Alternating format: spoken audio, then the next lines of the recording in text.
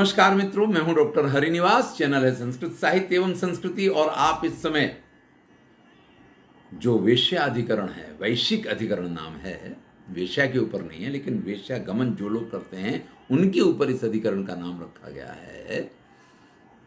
उसके चौथे अध्याय पे हम पहुंचे हैं, विशीर्ण प्रतिसंधान प्रकरण।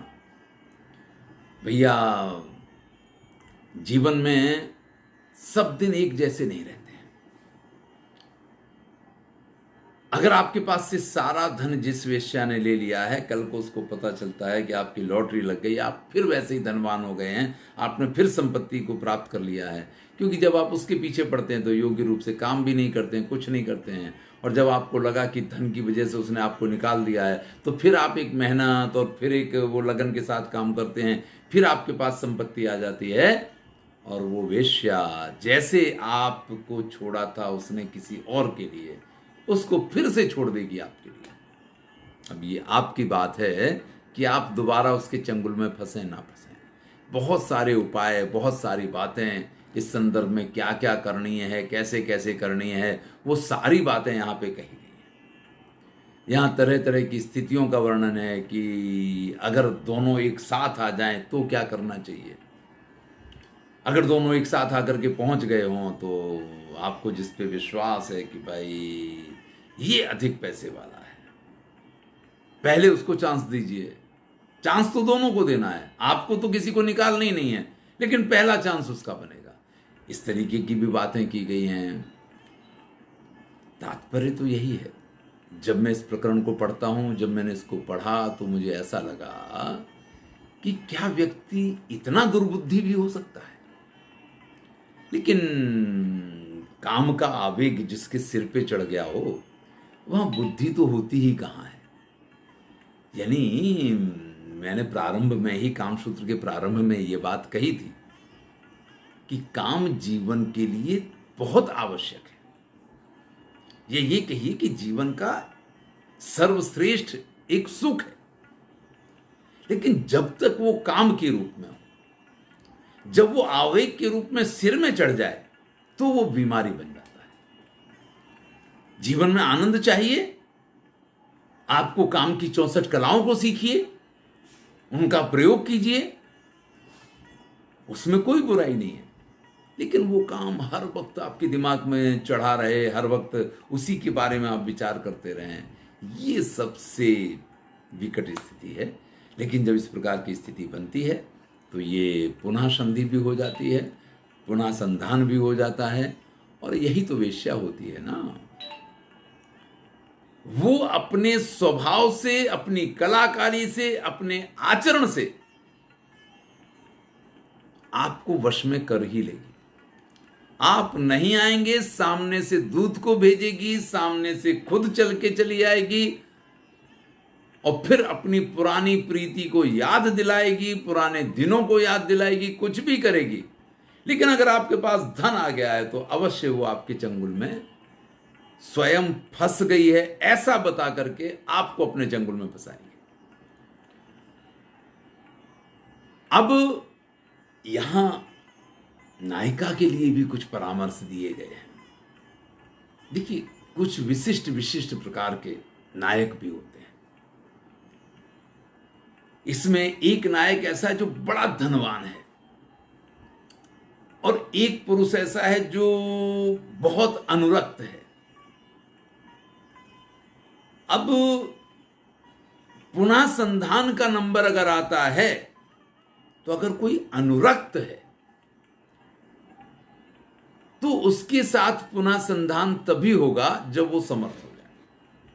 समर्थ को छोड़ के अनुरक्त के साथ संधान नहीं होगा। लेकिन अनुरक्त अगर समर्थ का स्वीकार कर ले, यानी आप उसके प्रेम में हैं, वो भी आपके प्रेम को समझती है, वो भी आपके साथ प्रेम करती है, लेकिन उसकी मजबूरी है कि उसको अपने जीवन की पूर्णता के लिए धन तो चाहिए। अब धन अगर आपके पास नहीं है तो प्रेम तो आपका चाहती है, लेकिन आपको इस चीज का स्वीकार करना चाहिए कि जहां से उसको धन की प्राप्ति होती है, आप उससे भी उसको अलग ना करें। आप वेश्या के पास हैं, आप किसी सती स्त्री के पास नहीं है कि जहां आप ये अपेक्षा रखें कि उसका संबंध सिर्फ आपसे और आपके साथ होना चाहिए। चलिए हम अगले अध्याय पे चलते हैं। लाभ विशेष प्रकरण इसका नाम रखा गया है। देश कालम स्थितिम आत्मनो गुणान सौभाग्यम चा अन्योभ्यो न्यूनातिरिक्तान चावेक्षे रजन्याम अर्थम स्थापयेत।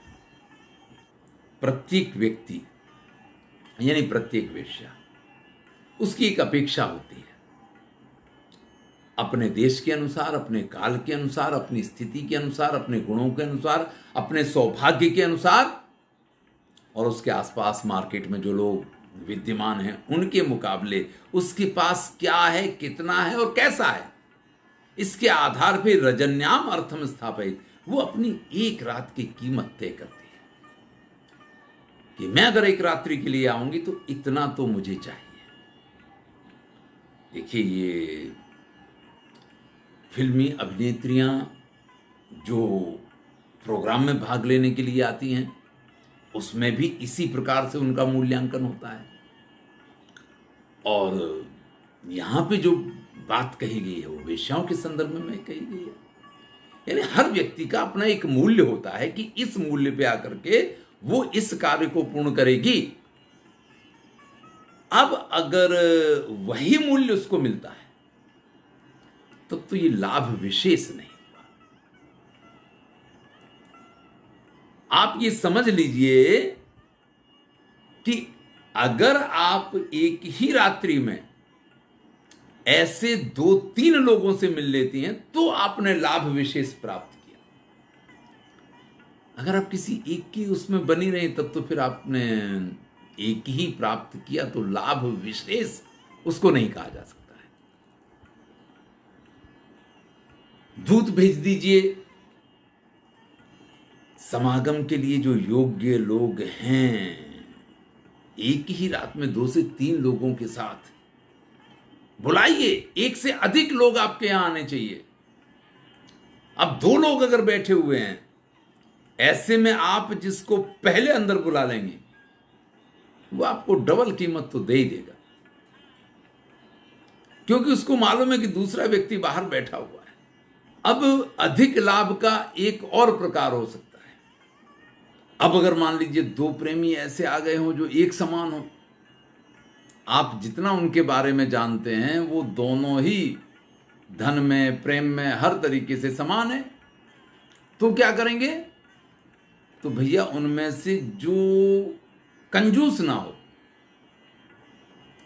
भाई स्वभाव में एक ये चीज भी तो होती है, धन होना अलग बात है, उसको देने की क्षमता या इच्छा होना अलग बात है, तो जो उसमें से त्यागी हो, जो कंजूस ना हो, ऐसे व्यक्ति को प्राथमिकता देनी चाहिए।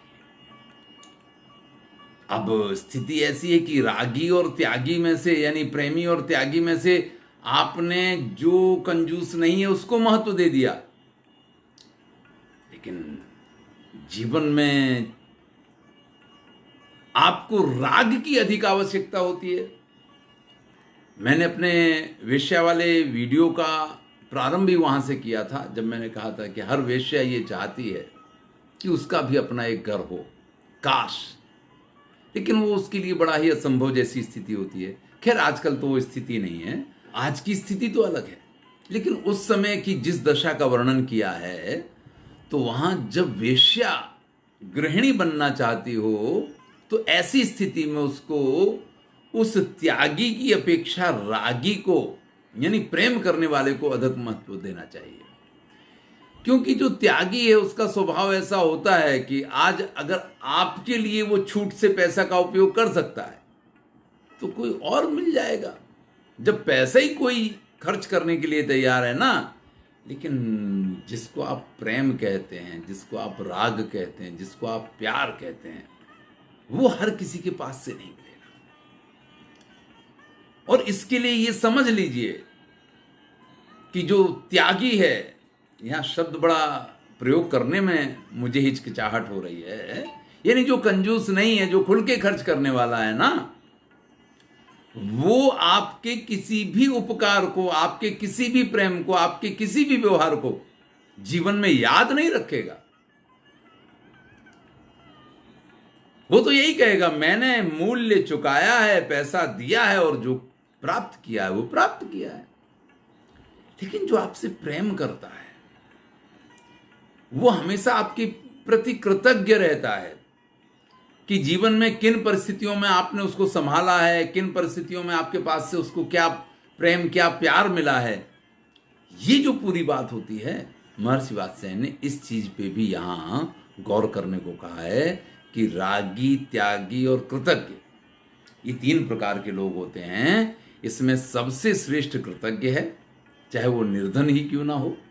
यहां तक कहा है कि आप प्राथमिकता इस चीज को दे सकती हैं कि जो आपको प्रेम करने वाला कृतज्ञ व्यक्ति है, अगर वो निर्धन है तो भी आप दूसरों के पास से अर्थ प्राप्त करके भी उसको अपने से दूर ना करें, उसको अपने साथ बनाए रखें।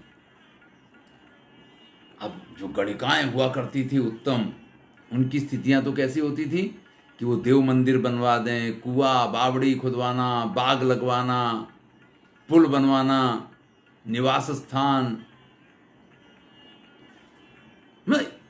उनके पास इतना धन वो प्राप्त कर सकती थी कि ये तरह तरह के कार्य करवाने की क्षमता उनके पास हुआ करती थी। और यही उनका सबसे बड़ा विशेष लाभ हुआ करता था। यानी कोई व्यक्ति अगर उनके बस में आ गया तो उससे उन्होंने कुआं खुदवा दिया, नाम तो उस गणिका का हो गया और संपत्ति तो किसी और ने खर्च की थी। जो रूपा जीवा वेश्याएं हुआ करती थी, यहां वेश्याओं के बहुत सारे प्रकार बताए गए हैं। वो अपने सौंदर्य के आधार पे इतना कुछ प्राप्त करने की क्षमता रखती थी कि उनका संपूर्ण शरीर आभूषणों से लदा रहे, निवास स्थान अच्छा हो, कलात्मक हो, अच्छे ढंग से सजा हुआ हो। और जो कुंभदासियां हुआ करती थी, उनके पास तो साफ सुथरे कपड़े, भरपेट भोजन, बस इतना ही वो इससे प्राप्त कर पाते हैं। यानी वेश्याओं की जो क्वालिटी दी गई है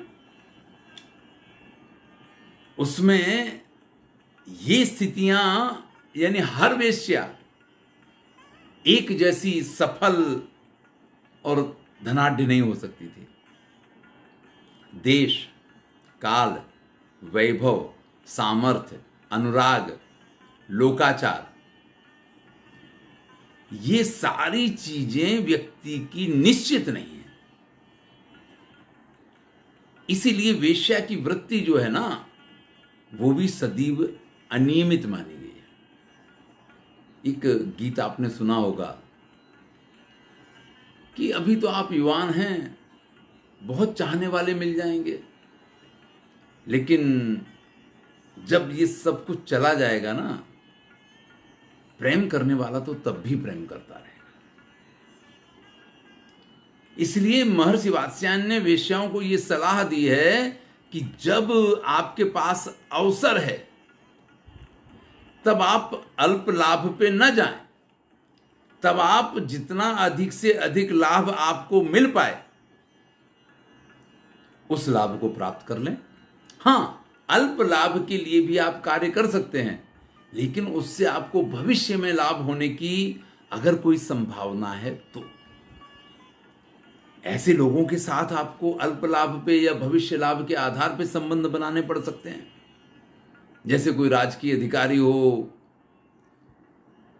हैं, जो कभी आप मुश्किल में पड़ जाएं तो आपकी मुश्किल में सहायता कर सकता हो, तो कुछ ना लेकर के फ्री में भी उसके साथ संबंध बनाने पड़ सकते हैं। कई बार जो तुरंत लाभ होने वाले स्थान होते हैं उनको छोड़ना पड़ता है, क्योंकि पता चला आप तुरंत लाभ के चक्कर में और बहुत कुछ गंवा बैठे। ऐसी स्थिति भी आ सकती है। तो हमेशा अपने जीवन में किसी भी मार्ग पे आगे बढ़ने से पहले अपने स्थिति काल को अच्छी तरीके से जान लेना चाहिए। कृच्छाधिगत वित्तांश राजवल्लभ निष्ठुरान आयत्याम च तदात्वेच दूरादेव विवर्जयेत। यहां किन के साथ संबंध नहीं बनाना चाहिए इसकी बात करते हैं। वेश्याओं को भी किन के साथ संबंध नहीं बनाना चाहिए। जिन्हें बड़ी कठिनाई से धन की प्राप्ति होती हो ना, ऐसी व्यक्ति के साथ संबंध बना करके और उससे धन प्राप्त करने की कामना नहीं करनी चाहिए। जिस पे राजा प्रसन्न हो और क्रूर कर्म करने के लिए जो जाना जाता हो, ऐसे व्यक्तियों से भी दूर रहना चाहिए। तत्काल या भविष्य में अधिक लाभ की संभावना हो तो भी ऐसे लोगों से दूर रहना चाहिए, क्योंकि ये लोग जो हैं वो आपको कभी भी परेशानी में डाल सकते हैं। अनर्थो वर्जने येषाम गमने अभ्युदयस्तथा प्रयत्ने नापितान गृह्य सापदेशम उपक्रमेत। अब जिनके साथ संबंध ना बना के आप परेशानी में पड़ने की संभावना हो, जिनके साथ संबंध बना के आपका भविष्य आपको उज्जवल दिखाई देता हो कि फिर तो आपके सारे रास्ते क्लियर हैं, ऐसे नायकों के प्रति, ऐसे लोगों के प्रति आपके मन में आकर्षण ना हो तो भी बहाने से भी ऐसे लोगों के साथ संबंध अवश्य बनाने चाहिए जो आपके भविष्य को उज्जवल बना सकते हैं। यही तो सारी कहानी होती है। ऑफिसेस में जहां जहां पे इस प्रकार के संबंध बनते हैं वो इसी कारण से बनते हैं, उज्जवल भविष्य की कामना में। वात्स्यायन ने भी इस बात को कहा है, लेकिन उन्होंने इस बात को वेश्याओं के लिए कहा है। और आजकल लोग अपने उन्नति और अपने उसके लिए मीटू के चक्कर में पड़ जाते हैं, बाद में फिर मीटू करते हैं। प्रसन्ना ये प्रयच्छन्ति स्वल्पे अप गणितम वसु स्थूल लक्ष्यान महोत्साहान तान गच्छेत स्वैरपि व्यये। जो अल्प प्रसन्नता पर भी असीमित धन देने की क्षमता रखता है, यानी आपके प्रति आप गए, शारीरिक समागम की भी जरूरत नहीं है, आप उसके यहां पहुंच गए हो, फिर भी वो इनाम इकराम से आपको भर देता है, तो भैया चाहे वो मोटा हो, चाहे वो जैसा है, यानी शारीरिक रूप से जैसा हो, धन से अगर वो आपको परिपुष्ट करने की क्षमता रखता है ना, तो उससे मिलना चाहिए, उससे मिलाना चाहिए वेश्याओं। कुछ स्थितियां ऐसी आती हैं जब वेश्याएं स्वयं अपने लिए आपत्तियां मोल ले लेती हैं। इनको अनर्थ त्रिवर्ग कहा गया है और इसके कारण है बुद्धि की दुर्बलता, अधिक प्रेम, अत्यधिक अभिमान, अत्यधिक सरलता और अत्यंत विश्वास, अत्यधिक क्रोध और असावधानी। तो इन चीजों से हमेशा बचना चाहिए। अब ये कहा तो वेश्याओं के संदर्भ में है, लेकिन ये बात हर व्यक्ति को समझनी चाहिए। धन्यवाद।